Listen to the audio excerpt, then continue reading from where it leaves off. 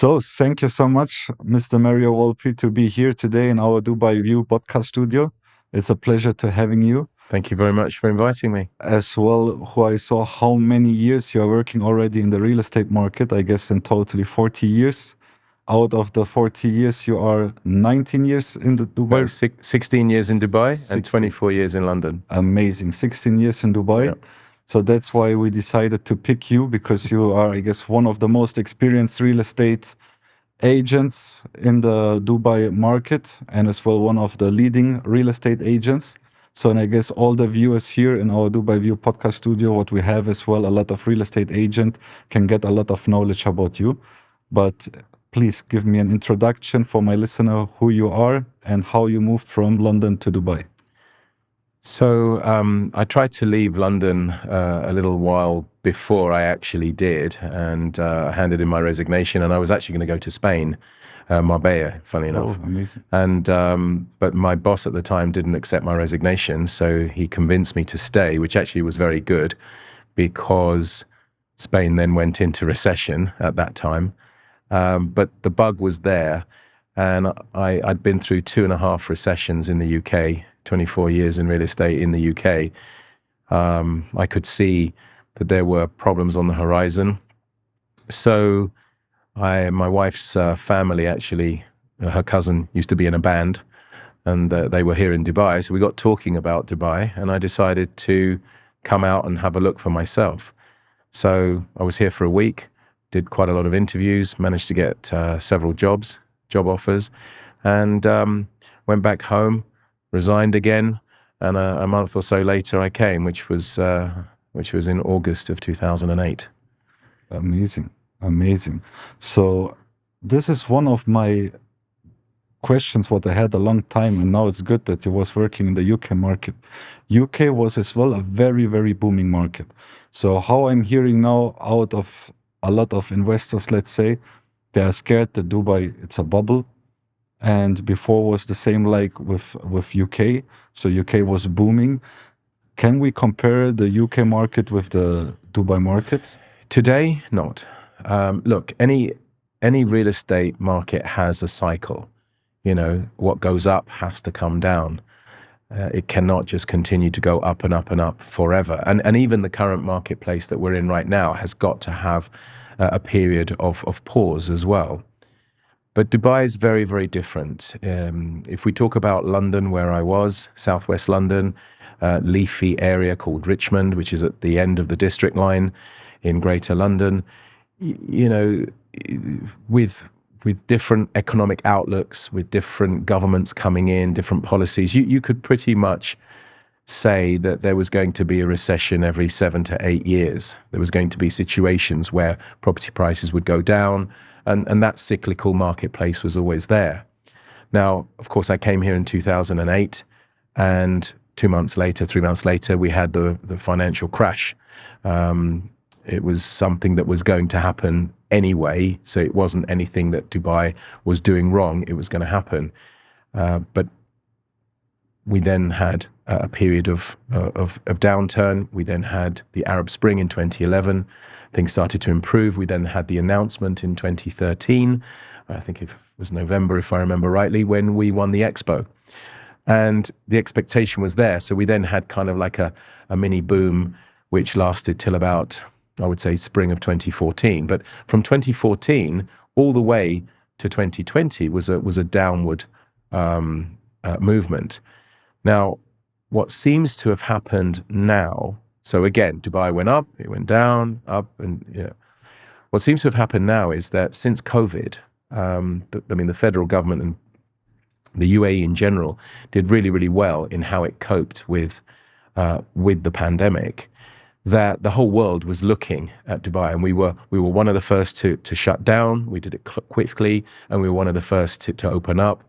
I remember traveling in sort of 2021, which was only 9 months after we had the situations, and Europe was a disaster. I'm Italian by nationality.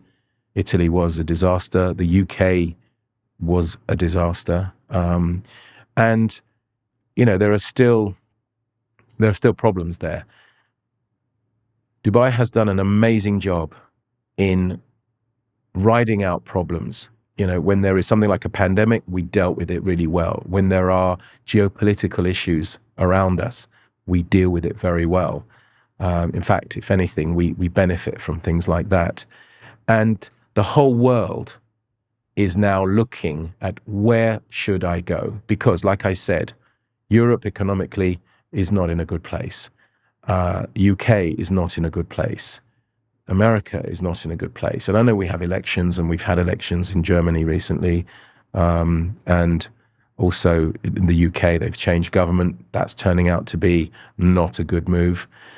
You then factor in immigration. If you factor in, indigenous people that live there and what goes on with people moving around, the ones that can are looking elsewhere. And they are looking at the Middle East specifically, or should I say Dubai, UAE specifically. So we're gaining from that. Our population is growing.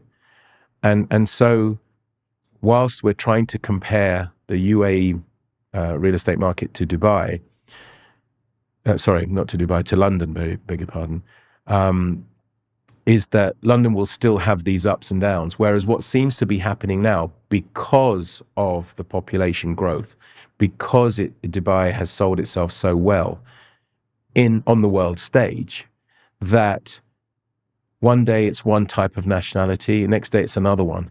So if it's not Europeans, it's Brits. If it's not Brits, it's Americans. If it's not Americans, then, it could be, we had Iranians here, we had Russians here and Ukrainians because of the war. People come and they go, but there's always a pool of people coming, which is why the population is growing, which is why you see all these projects sell out quickly. And the secondary market is also benefiting from the back of that. People are coming here, they're renting first. Obviously, some are buying straight away. The people that have been renting for a while decide, well, my rents are too high. I need to get a place of my own. So that whole cycle appears to be continuing. Now, the real question is, has Dubai found that sweet spot that maybe prices can continue to go up and up and up? Well, I would always say be careful also what you wish for, because what we don't want is Dubai to just keep going up and up and up, and it then becomes a place not for everyone. I'm referring maybe to something like Monte Carlo, where it's only the rich and famous perhaps that can live there. A garage costs more than an apartment in downtown down there. But I guess we will move there, because how I'm seeing, I'm not that much longer than you in the market. I'm now 9 years in Dubai, but what I can see is that before, all the people was living in JVC and Arjan. This was, let's say, the cheap place to live for the normal employees, let's say for the middle people. Yep. And as well, the people who was living 5-6 years before in JVC and Arjan, already they are moving to Sharjah or much more outside Dubai land, because already the property rental prices in Arjan and JVC was increasing a lot as well. Yeah.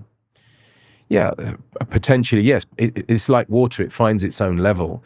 And all I'm saying is that, okay, we have had our time here. Who knows when that time is up? But if prices continue to go up and up and up, I mean, we're all here for one reason and one reason alone, is to improve our life, to have, safety, and Dubai and Abu Dhabi are perfect for that. It's a great place for family. But we're here to make money. And if we are earning the money, but we are spending the money because we're still, let's say, renting, or the cost of living is high, you have to question the reason why you're here. So I just think that, and I know that the land department are looking at ways of ensuring developers are also building affordable housing. When that comes and how that's going to look like and who's eligible remains to be seen. But everybody just wants to talk about luxury real estate because we've got all these high net worth individuals. We've got 2,700 millionaires and so many billionaires that live here. That's fine. But Dubai also needs service industry. They need people to run the hotels. They need people to run the malls. You can't have just millionaires here. And that's why I'm saying we have to be a little bit careful that Dubai does not, dare I say, become a Monte Carlo. I don't think it's trying to be very honest with you. and it'll have its pockets, and that's fine. So right now, going back to the original question, the market is going great guns, purely and simply that we are in an we're not in an oversupply scenario, we're in an over-demand scenario. And whilst that carries on, what we are seeing today in the property market will continue. I don't believe that that can continue forever, but it may have a very long bull run. It's already been 3 years, coming into maybe even 4 years soon. There's talk that perhaps that oversupply will reach equilibrium in 2026, which means we've still got another at least a year and a half or 2 years of this market, which is going to be painful if you're a tenant. And if you haven't already bought, it's going to be painful as a buyer, because if you procrastinate and put off your purchase because you hope that prices are coming down, well, they're not going to come down anytime soon. At least that's not what the indicators are. But because of the fundamentals, hold on to your coattails, because this ride is not going to be bumpy. It's just going to be this way. I totally agree with you. And as well, how I see the ruler here and the whole government here, I say every time they are the smart Switzerland people. Yeah. They know how to bring the market up, but they know as well, how you said before, how to bring the market down, that it will not crash. I guess 2008, who was the big crash in Dubai, it was a big lesson for them, and they learn out of it how to regulate as well the market. Of course, you cannot have the whole control from out of the market, but I guess they have a very, very good strategy to have a balance that the market still will increase. But still what I can see, and that will be interesting to discuss with you, the off-plan prices. So how you say, there's a lot of launches, but still you have to compare as well the whole situation. No one is looking how many expats as well last month came into Dubai. So they just see how many launches get. It was a big discussion about, till end of the year, 30,000 units get launched and released in JVC. Who should live there inside? But no one is seeing how many expats as well are moving into Dubai. But still what I can see a little bit of a problem, if we see for 2 years, 3 years, a studio apartment was costing 650,000 dirhams. Now already they're launching in JVC for 850,000, 900,000 dirhams a studio apartment. So what are you recommending the investors? More better to buy an off-plan secondary property from people who was buying before 2 years 650,000, or going into off-plan property with 900,000 dirhams? Yeah, look, giving advice to anybody is based on their criteria and doing your due diligence. And that's the difference also between a good agent that is trying to listen and understand what the client wants, rather than just, you hear people, I want to buy off-plan. Oh, great. They decide on putting a person in a particular development, sometimes because they like that development, sometimes because they know the developer very well, sometimes even the commission. But that's not how it should be, especially if you're talking about an investor. An investor is only interested in one thing, and that's the return. They're not interested in what color the bathroom is or the kitchen, what have you. As long as it works, what's the service charges? What does it cost me? What's the rent? What's my ROI? That's all they're really interested in, if they're what I call true investors. But also, what type of investor are they? So what I would definitely say is that once the agent understands the criteria, then they should go and view the market. And the beauty about off-plan is that you don't have to, you're not a specialized person in like the Palm or the Marina where you're only working in that area. You've got the whole of Dubai. And for the lower end of the market, yes, you are looking at maybe Arjan, Dubai Land, or JVC, which you're right. These have now started to creep up. But in answer to your question, if they are if they're price orientated, should I say, then there are many people who have put down their deposit and maybe started to be on the payment plan, who are finding it difficult, because these payments have to come every 3 months, every 6 months, sometimes even every month. And, unless you've got the backing behind you to keep paying, there are going to be, I'm not going to use the word distress, but there are going to be a lot of stressed out sellers or stressed out owners of off-plan properties where they've got to keep up the repayments. So a clever future investor or an investor today who wants to add to his portfolio should not dismiss what I call the secondary off plan, buying from the person that bought from the developer, because people's circumstances change all the time. And when they bought the property at launch, maybe that was perfect. But lives change, circumstances change, jobs. They may not be in a job anymore, or their business may not be doing as well as they'd hoped, or there is expenses, or there are, I don't know, people getting married, people going to university. There's all these expenses. And so look out for those, because I know of many where the current owner is willing to sell at, dare I say, original price of 1 or 2 years ago, or even under original price, because they just want to get out of the investment for whatever reason.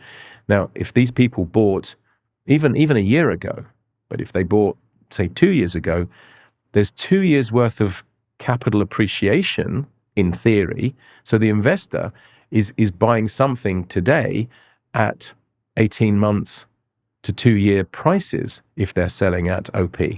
So that would be my advice, to look at those rather than necessarily looking at a brand new launch. But then again, if it depends, if what they want, W Residences, for example, are launching in JLT. There was never a W Residences in JLT before. If they want something like that, then they must buy whatever's being launched now. Absolutely. If they're not that fussed about specifically that, they just want more about perhaps capital appreciation or what can it rent for, then buying someone else's property from the developer, I think, would be the way forward. I'm thankful that it's coming out of your mouth, because all my investors who will listen to the podcast, you're talking exactly now in the moment my words, because I guess what is doing out a good real estate agent, I'm saying every time 90% you just have to be a good listener, and 10% you should be the problem solver. And there's two types of investors. Of course, investors are coming with a problem and you have to find them a solution, or they are buying emotional. So for example, if they're looking for something for themselves, an end user who want to live, if you understand which type of emotion you have and you can qualify them, then already the plot or the property or the house or whatever, it's getting sold. And this is my words, what I'm saying every time. And as well in the off-plan price, because how you can see distress deals, how you say it, how they happen, it's as well because they get too much promised. Unfortunately, and this we have to say as well, we are in a real estate market who, how you say it and how I'm saying it as well, it's that a lot of agents, they are working for the interests of their commission and not of the interests of their clients. And if I hear that people are promising, let's say Shoba, an amazing developer, is doing good finishings for end users, amazing, and I could imagine as well myself to live in a Shoba building. But if I see that Shoba is launching 7 towers next to each other in a master community, and a real estate agent is promising in the first tower, I will flip you that apartment. So how you can promise those type of things to investors? Because in the end of the day, the developer have to be sold out.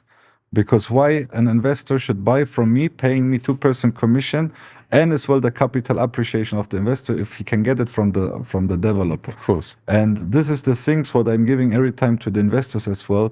Don't take just one opinion, look around, make your own market situation. And what you can recommend to people if they're just looking into flippings, because we have here a lot of holders and we have as well a lot of flippers. And what is going on now is the fix and flip, because we have beautiful areas with old villas who the people start now to buying old villas and flip them. So if you can give me a little bit of... Well, the first thing I would say, and you kind of touched on it in some respects, is yes, of course, canvas ideas from individuals, but work with agents that have been recommended to you. If you're completely new to Dubai, then obviously you've got to test things yourself.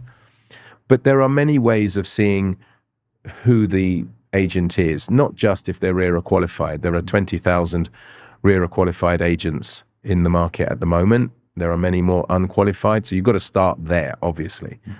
But if you can get a recommendation from someone that's actually used that person, because you're right, there are many agents who are literally only interested in their return.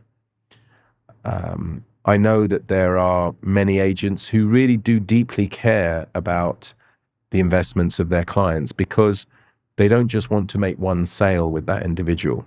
And the only way you will get repeat business is clearly if you give good advice, a sound advice, backed up by facts. And of course, there's your own opinion. Everybody knows what they like or what they don't like, and that can be imparted as well. The age-old adage of it, location, location, location, still is there. Dubai has obviously got transport links, which is growing. Since 2009, we have the metro. Now we're talking about Etihad Rail as well. So the connectivity is coming. So locations that are going to be near to these stations are going to be very good. So anyway, give good advice, find that right person, canvass other people's ideas, but I would not be like a butterfly and go from one flower to another, to another, to another, because you can't go to 20,000 people. You'd just be totally confused. Once you find a good agent, stick to that agent. That would be my advice, because if you go to someone else whom you haven't done that homework and on the face of it appears to be a good agent, again, he could be one of those ones who are only interested in their commission. Find someone who deeply cares about repeat business, find out how long they've been here.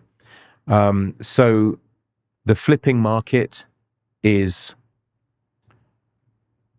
not quite at the speed that I think some flippers want to be at. And a lot of these agents who do promise the earth, and by the way, the land department is watching everything agents are doing online, giving these false promises to whoever's watching on TikTok or Instagram, buy this property, I guarantee you 100% ROI in 3 months, or this is painting a negative picture about Dubai. Initially, it seems positive, but of course it's unrealistic. And if the investor, dare I say, is gullible or has believed the salesperson, then they're going to have a problem. And ultimately, the investor will also blame Dubai. I bought a bad property. And so the land department is definitely watching this, and there will be some regulations as to what we can and cannot say, and rightly so. Over the years, regulations have come in, which means if you buy a property off plan before, you queued up, you paid your reservation fee, they gave you your unit, and there'd be a queue of people. You could sell your reservation for 10%, 20%, or 30%, depending on how further down the queue you'd go, and you could flip it straight away. I'm very happy that marketplace has gone. That was 2007, 2008. What now developers are doing, and I think Email started this, where a certain amount of percentage has to be paid before they're allowed to sell on, and rightly so, because then it shows commitment. Some are still around 30%, some are 40%, and Email even at one stage was doing 50%, I believe, in beachfront, for example. So buy to flip is still a thing, but you need to hold on to it, I would say, at least 6 months to a year. If you're looking to buy something today and sell it on in 2 or 3 months, even if you've accelerated your payment to be able to sell it, not enough time has passed. So how can something be worth 30% more literally in just 1 or 2 months? It's not possible. Now, the market is with us. So thank goodness the market is with us. So meat is coming on the bone, which is why I'm saying, investors, look at these guys who want to get out, who bought it 2 years ago. So they just want their money back most of the time. So you're buying something at a reduction of maybe 2 years ago. So that's way there. So flipping is there, but it's more measured, it's more structured.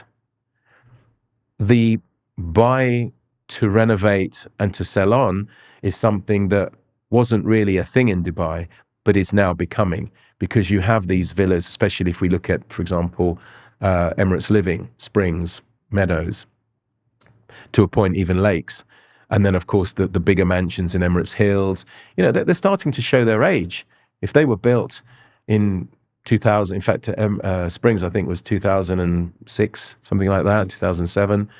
they're starting to show their age. Cracks are appearing. The tiles they use in those times are small now. It's obviously bigger tiles. Color palettes are different. And people just want that turnkey solution.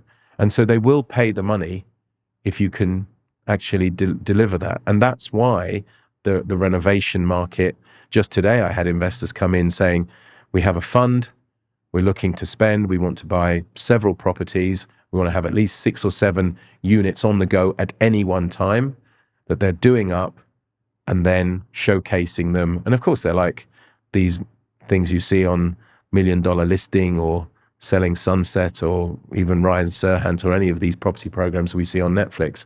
They're beautiful houses.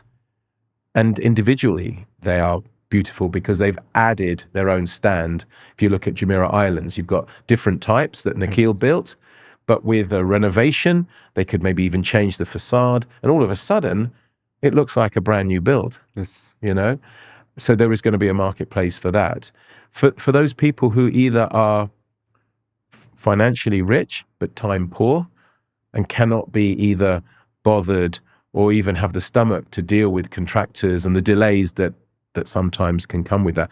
A friend of mine who I'm going to dinner with on Saturday, for example, bought a property in January in JBR. He only moved in last month. You know, that's like an 8-month. And this whole renovation... because of the renovation? Because of renovation, yeah. He bought it, and it you know, they were going to change it needed it. They were going to change the kitchen, bathroom, flooring. So major stuff, but that's a 3-month renovation.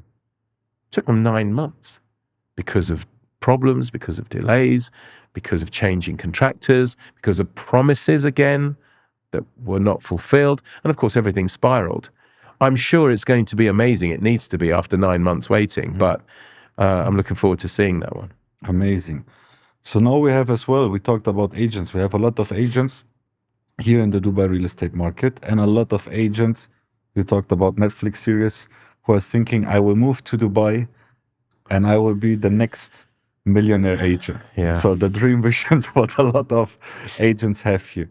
So which type of advice you can give the real estate agents who are already here and they don't find, let's say, the right way, and agents who want to move to Dubai?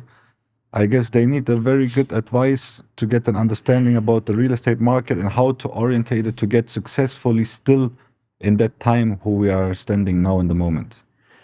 I mean, that's an amazing question, and I hope I can answer it in a correct way. So if we take the people that are already here, they may have come from other agents and just moved companies, or again, they may be new and starting out. But for both sets of people there and the ones who are thinking about coming is expectation. Lower your expectation, because maybe 1 out of 200 will do those big deals that can turn them into a millionaire overnight. To become a successful agent takes time, takes a lot of hard work and effort. Not necessarily, I mean, working smarter is important. So it's not necessarily just working hard equals success. Sometimes, you know, you knock on that door and there's nobody there. But choose your company wisely. Whether it's a big company or a small company, ensure that the manager or the person in charge, and I have to say this because obviously I'm kind of speaking about myself, but I've been fortunate enough to manage or have managed a lot of people during my 16 years that I've been here. I never left Dubai to then go and come back. I stayed and became an agent as well. I had to be, because in 2008, when the crash happened, well, you couldn't give things away. People had no appetite to buy. You know, today we have very big competition, and that's another thing. There's masses of competition in terms of 20,000 agents for a population of 3.5 million people. It's insane. It's a lot, and growing. And then, as I say, if you add in the unregulated ones, there's a lot of people who are wanting to do what we do. But make sure that your manager is someone who's been there and done it. They don't have to have the experience that I have. I'm not saying that for 1 minute. But if someone is trying to lead you, they need to have appreciated and suffered the lows to then appreciate the highs that they have also experienced. You know, how can anybody take anybody seriously as a manager if that person hasn't even been an agent? Yes. Having said all of that, I always liken things to football. I don't believe Lionel Messi or Cristiano Ronaldo would make good managers. So just because you were a good real estate agent does not necessarily mean that you can be a good manager. Because actually, to be a really good estate agent or real estate broker, there's an element of selfishness involved, because it's your own company. Yes, you're not working for a salary, so therefore it's your own company within a company that gives you that platform to buy. So ensure your manager is someone that you can relate to and has got enough experience to be able to support you in those times. So that is very important. And those for the people who are here. The ones that are outside thinking about coming is, and I add it again, lower your expectations, because for every one person that succeeds, I've seen so many, sad stories where people haven't made it. It's maybe not been for them. You have to be very thick-skinned. Despite my bleating about it, people treat agents really badly as well. I'm talking about buyers and sellers. Absolutely. When I say badly, they just think, well, they're annoying and they keep calling me and all the rest of it. But if you can find a good one, which is why I'm saying, if you find a good one, stick with it, because that person will then become a trusted advisor, and it isn't there just for a quick buck.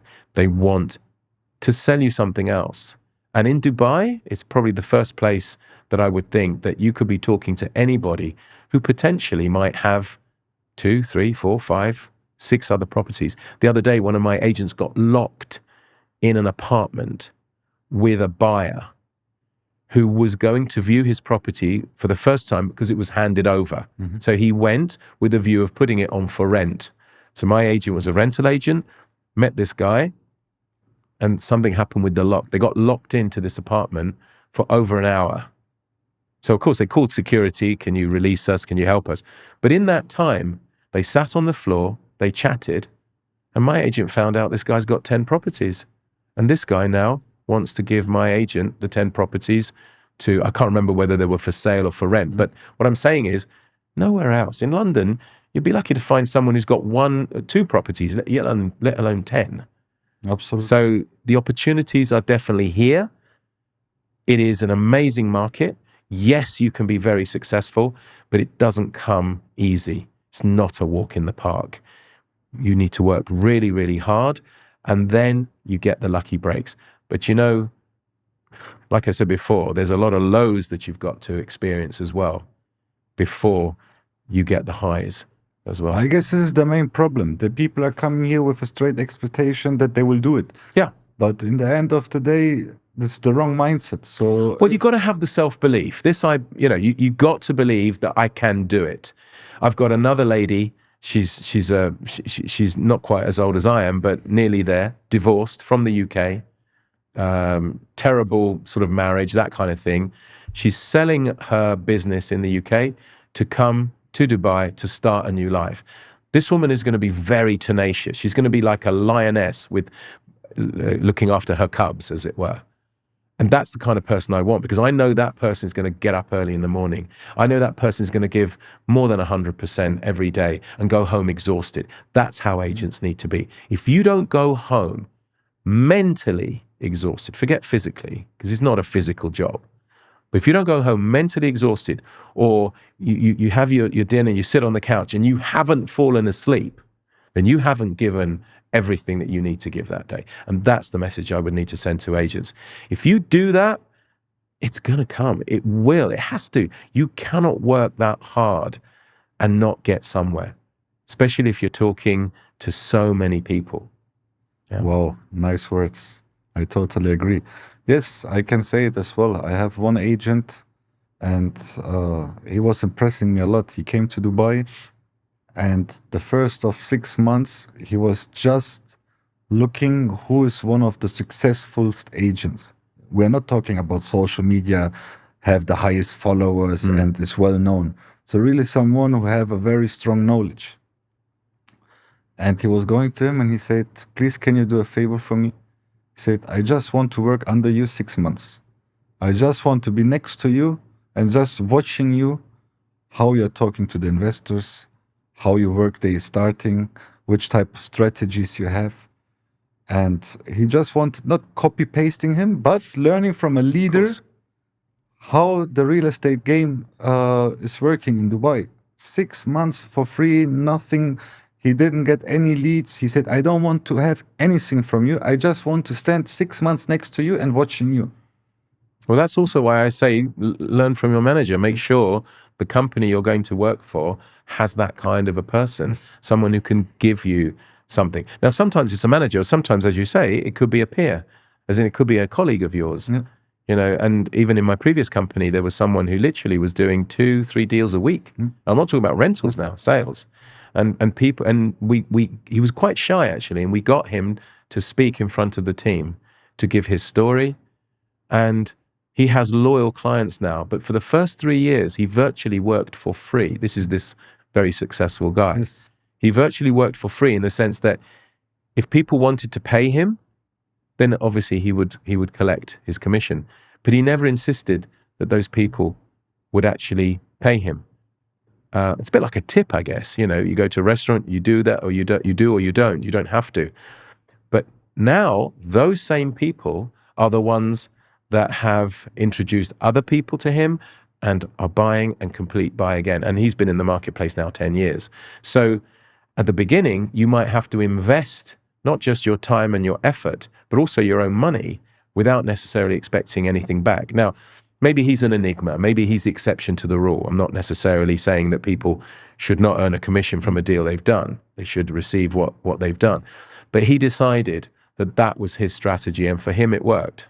You know? Yes, but this is in the end the people who were killing it to the market. Absolutely right, yeah. So, and it's not more easy to find this type of people. I'm saying every time it's easy to get a real estate agent working into your company, but I prefer more taking with someone. If I see job offers, you have to be at least 3 years in the Dubai real estate market, show me your sales record, all this type of requirements, where I'm saying I prefer more to get someone new who's hungry, how you said, that lady who came from UK, and I can move him to the right direction and to make him like a shark, than to get someone who already succeed a bit, moving back and putting his own regulation. I'm saying it's every time good to have a 50-50 split, someone who's already old school, who know he have his way, as well better for me. I don't have to put that much effort and time in, because you know how it works.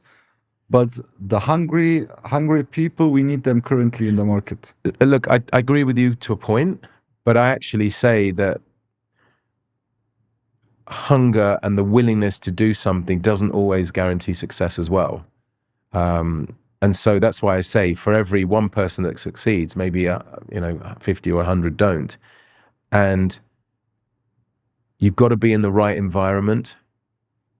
I liken this very much to a flower.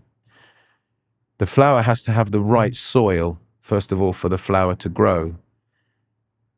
If it doesn't have the nutrients to grow. So again, the company that you're in has to be right. So I liken that to the soil. If you water a flower too much, because it needs water, correct? Absolutely. If you put too much water, you drown it. Yes. If you have too much sun, you burn it. So it's a bit like the Goldilocks effect. Everything has to just be right. Yes, you need nutrients in the soil, the company. Yes, you need the water, which is the support network. Yes, you need the right amount of sunshine, maybe the right manager or the marketing, or what does the company do? If you have one but not the other, it's not necessarily that you're going to succeed, no matter how determined you are. And you've got to be that thick-skinned person, because you're going to have a lot of, I'm not going to say failures, but you're going to have a lot of issues to deal with. People not calling you back, people being rude to you, buying through someone else when you've done all the work. You've brought them to this property, and then just because they prefer that agent, because they have spoken to other agents, you've lost the deal that way. There's a lot of that you need to do before you actually get the wins. Absolutely, I totally agree. But it's as well Amsterdam. Imagine you have 3, 4, 5 properties, and daily you're getting 200 calls a day. Yeah, you will go crazy. Yeah, Come on, guys, stop it now. But yes, you have to understand both sides. So now my last 2 questions before we stop that amazing podcast, and thank you to have you here in the podcast studio with me, is which type of advice you can give the real estate agent as a last sentence for the future who is starting now the real estate game, and which type of advice you can give an investor who's looking now in the moment to invest in the Dubai real estate market? Well, let's take the investor first, and we've touched on that. Yes. If you've made first of all, if buying a property in your own home country, I'm assuming that maybe they're not here. If buying a property in your own home country is not bringing you the return, or you're not sure about what the market is doing, or taxes, etc., then look no further than Dubai. So once you've made that decision to buy in Dubai, do not procrastinate. Do not delay. I know you're from Germany yourself. We had a lot of German clients as well coming over when I was with a previous company, and they liked what they saw. And we used to say to them, put the deposit down now. You have it. You've got the money. You can buy it now. Do it. No, we must think about it. And this is a very, dare I say, not just German thing, but it's a typical German thing for sure, but also European. So it's not just, and that person then would of course go home, consider, and sometimes he would call back just the next day, not even 2 or 3 days later or a week later. Sometimes they'd fly back to Germany, and then they'd make the call. But whether it was the next day, 2 days later, or a week later, and they said, thank you for everything, we thought about it, we'd like to proceed, we would say, proceed with what? Yeah, that property you showed us. Oh, that one? Yeah, sorry, that one's gone. But don't worry, I've got another one for you, but unfortunately it's 300,000 dirhams more, or 200,000 dirhams more. What? But it was only yesterday. And most people don't listen to their agents because they think they're pushing to sign now because of the commission. Yes. Some are, but a lot aren't. So if you've made your decision to buy, my advice to an investor would be, if you see something you like, the figures work, you can afford it, you can afford the payment plan, go for it. Now, when it comes to giving advice to the real estate agent who is already here for the future, well, I don't have a crystal ball. I don't have the tarot cards that I can tell you what's going to happen. What I can say is that if you truly believe that you are in the right place, if you're not, move. That would be an advice I would go. Look at other companies, but do it based on, again, recommendations. Speak to people who are already there, not just, oh, I like that name, or I like their Instagram account. So potentially move companies is to have that rigid belief in yourself, have systematic structure of how to go about your day. Do not come to work, have a coffee and think, well, what shall I do now? Write things down, have a structure. Who are you going to call? How many people are you going to call? Give feedback, farm, canvas, network, talk to everyone and anyone. I've got guys talking to people in lifts. They could be talking to a king. They could be talking to a pauper. You don't know. But I have had scenarios where people have managed to integrate with others, literally from just saying good morning and having a conversation in a lift. You never know who you're talking to. So with all that said, if you are in the right place and you are doing the best you can, it just hasn't happened, then it's just about take your time. Sometimes step back. If you're too, if you want it too much and you come across as being desperate, dare I say, it's like trying to pick up a lady in a bar. If you're too desperate, the lady's not going to go and talk to you at all. Yeah. So take a step back, look at yourself, look at your listings. If they're secondary market, with critical eyes. Can you find your listing on the first page? If not, do something about it. I mean, there's so many things I could say, and I'm kind of moving around a little bit here. There's a lot going on in my mind. There's a lot going on in there. 40 years is a long time. But, and by the way, for the listeners, that's not my age. It's how long I've been in real estate. I wish I was 40 years old. So, you look like 40 years. Well, yeah, you're very kind. From one Mario to another. So that would be, there's some advice there. Yes. And the one thing I would say is that sometimes everything works and sometimes nothing works. You've just got to keep doing it, and sooner or later, the timing will be right for that you're doing works. Calling people. People say, no, it doesn't work. Everybody tells me to get lost, and yet I've had people who've got so many listings from calling, talking to people. You have a rejection. I'm not interested. Thank you very much. But you ask 10 ladies for a kiss on the cheek, one of them will say yes. Do you know what I mean? So you've just got to keep doing what you believe is right, do it in a professional way, and do what you say. Always under promise and over deliver. Absolutely. Perfect. Nice sentence, nice words. So we cut the podcast here. Thank you so much for having you here, Mario. It was a pleasure meeting you. You too. Thank you very much for having me.